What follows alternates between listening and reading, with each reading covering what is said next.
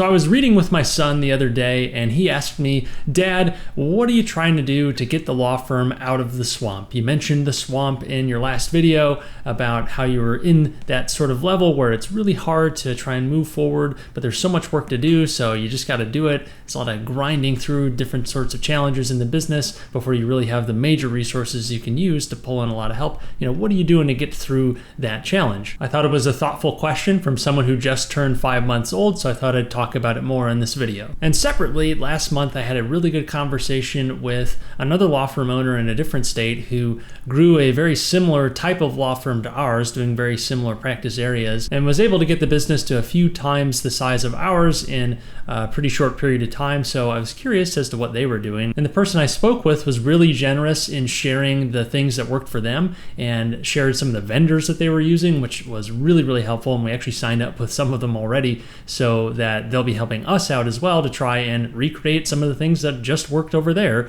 in a different state. I'll get to some of those initiatives later on in this video because they go hand in hand with trying to get out of the swamp. Before we get into that, let's go ahead and get into this month's net worth numbers. As a reminder, last month our net worth was a little shy of $130,000. As always, let's start with the good stuff, the assets. Very little to report here compared to last month in that most things have not changed. I think the only thing that really changed in any meaningful way was our cash pile, as that goes up and down just in a given month, mainly to pay down debt and then trying to replenish that so that more debt can be paid down after that, which we'll get into in a moment.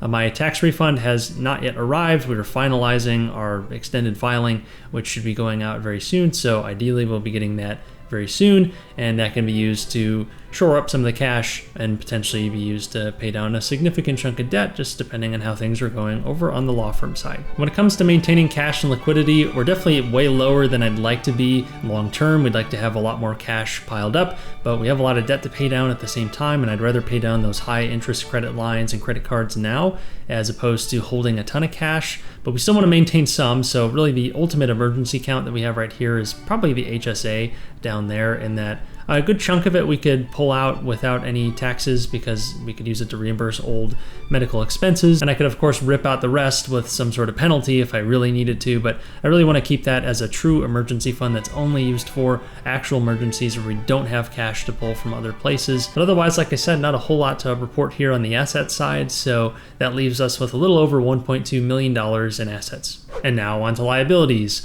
We made some very nice progress on paying down the credit cards over the last month, which is really nice. We really want to eliminate those as soon as we can, since that is the highest interest debt and also can be re-tapped into if we really needed to, since they're revolving lines. It's a credit card after all. So as long as those credit cards don't get closed for some reason, then we still have that liquidity there in a true emergency. But it'll take a ton of pressure off to pay them down. So we'll go ahead and switch over to the debt pay down view, and you'll see that this US bank card is actually paid off completely. So that is down to zero, which is awesome. So no need to worry about that one now since it's back to zero. And we made a little bit of a shot towards the associated card that'll be perhaps next in line. So we're trying to get those paid down quickly, but you'll see that we did pay off a good chunk of other debt as well. And we ended up paying down over $11,000 in debt compared to last month. So that was a nice positive step, meaning our cumulative pay down, at least on this view, is up to $38,000, which again does not include the $10,000 plus, maybe $20,000 even, that we've paid in other areas that don't show up on the debt side of things here, in that they were debt that was on a business balance sheet, so it shows up as an asset. So anyways, there's more debt that's been paid down here, which is great. But even if that wasn't the case, seeing that 38 grand in pay down has happened over the last 5 months just on all of these loans is really great to see. Each loan or card paid down lightens the load that much more, but it's still a long road ahead. We have a very substantial debt load, some of it very high interest, so we want to knock that out ASAP and then move on to the lower interest stuff. And eventually we can start taking bigger shots at the mortgages and some of the longer term stuff and just getting rid of as much debt as possible for the long run. But if some of the investments that we're making in the law firm pay off over the next year or two, I'd expect a lot of this debt to get knocked away, which would be an amazing development. Regardless, we'll keep paying what we can to try and lighten the load. But in total, that leaves me with $1.07 million in liabilities, which means our net worth has increased up to over $133,000, which is an increase of 43% $300 from last month. Our debt ratio has decreased down to 88.9%, and our passive income on paper remains at $800 per month. So definitely a positive month overall, with a nice chunk of debt being paid down, but plenty of work to do. I wanted to talk about some of the things we're working on with the law firm. The hardest thing right now is to figure out what exactly to focus on with what limited extra time we have, if there's any extra time, to try and move those longer term initiatives forward. There's so many things that are going on in the short term that need attention, and we got to do them, but we have to carve out at least some time for those longer term initiatives and projects so that the firm can continue to get better over that long term. And I'd say there's 4 sort of main projects. Some of them kind of feed into each other as to what we're trying to do here. And the sequence might not be exactly what we're going to be doing here, but to kind of give you a picture of some of the things we're working on, or at least we're thinking to put more resources into over the near future, it would look something like this. One of them is a pretty substantial SEO investment. We brought on a new vendor for this, and we're really excited about some of the stuff that's underway already, since we've put very little into our SEO, that's search engine optimization. So for our website, for our Google page, for all this sort of stuff that shows up when people look for us. And if we can get our organic traffic at a much higher level than it's currently at, that will help take a ton of pressure off of really the whole firm. Since right now we get nearly all of our clients through paid advertising, which we'd like to diversify away from, and we have some of that happening through referrals, both from previous clients and other law firms and professionals. That's great. We want to keep building that, and a lot of that just comes by doing good work and meeting people in the community, sometimes organically, sometimes a little more sort of set up and planned, but a lot of it is a little hard to predict. And if we can get a little bit more organic reach to where we can get more predictable organic results, that would be great. And a lot of that comes through SEO, putting out more content, and generally doing a lot more stuff that we haven't been doing over the past couple of years that I've been wanting to do, but haven't really had the time to do it. So we've brought on a team to help with that, and we're paying for that as an investment in our long-term organic reach, and thus our ability to produce leads over the long term without having to resort to just paid advertising. The only problem with a lot of SEO projects is you don't really see results for many months down the line. So it's pretty nerve-wracking in the meantime. So you pretty much have to trust the process at the end of the day and keep trying to make other things work in the meantime in the event that it doesn't pan out and you need more time to pivot the efforts. But this is something I'm really excited about because I've seen how this sort of thing can pay off, and I just haven't bothered to put the time and energy into it because we're focusing on so many other things. But one of those other things to do in the meantime that could have more of an immediate payoff would be a webinar campaign, especially on the estate planning side. So this would be creating ads that would point to a webinar, which would be an educational seminar, webinar type thing about estate planning and different things that someone can do. And if people find it helpful or informative, they can sign up for a consultation and then maybe become clients, which would be awesome. And it'd be a way to sort of frame people before they get to a consultation, and that they now have some actual knowledge about what goes into building an estate plan, what are some of the things to consider. So having a more informed person should help a lot when it comes to actually turning them into clients, since a lot of the questions that they might ask on a consultation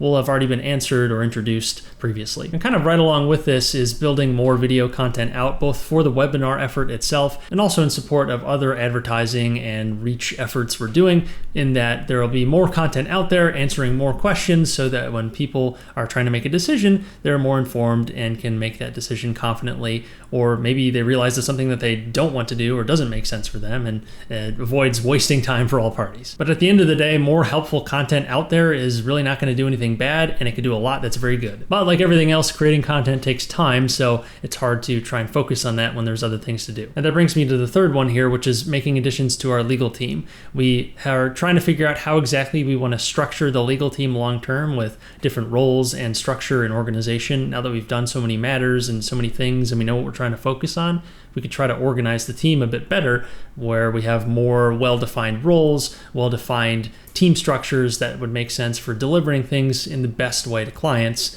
and in a way that is sustainable for the whole team. So that's something we're going to be working on. This one is very challenging to do right now because we don't have a ton of resources to just pour into bringing a ton of people in. As much as I'd love to do that, it just is very, very difficult when you don't have the sales to back that up yet.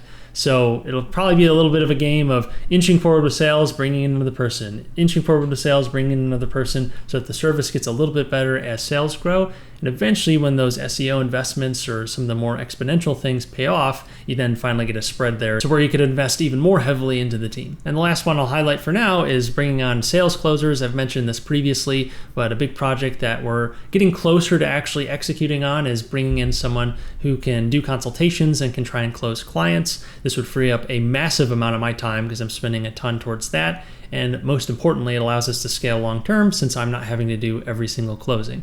If we can get to that point, that would be a massive unlock for the business in so many different ways, not only because we can throttle the marketing up because we'll have more capacity to close, but also because, again, I have my time freed up and I can focus on any area of the business that needs the most help. Pretty much everything is downstream of sales and marketing, so the better we can make that, the more easy it is to reinvest into the product and the service, and the easier it gets to market, and so on in a nice feedback loop. I may have made it sound much easier than it really is. But those are some of the main things we're working on. There's a lot of things in between, and like I said, the hard part is figuring out how to focus on certain things because there's so many things that can be done that would help the business. But trying to actually focus on a few things at a given time, or even just one or two things at most, so you can get that done to alleviate that bottleneck as quickly as possible. That's the challenge of trying to focus as much energy as you can on a single point when there's so many other things that could use improvement in the business. But I feel like we're looking ahead more than we ever have been with the law firm, which is great since that's what's needed to really move the ball forward over the long run. We'll see how well we can execute, but I and the team are excited to try and get out of the swamp. Otherwise, thanks for watching. If you don't want to miss future episodes, be sure to subscribe since I put a new one of these episodes out every single month. I'll see you in the next one. Take us out, Jameis. The horse is prepared for battle, but victory comes from the Lord. Day by day, one play at a time. That's the message.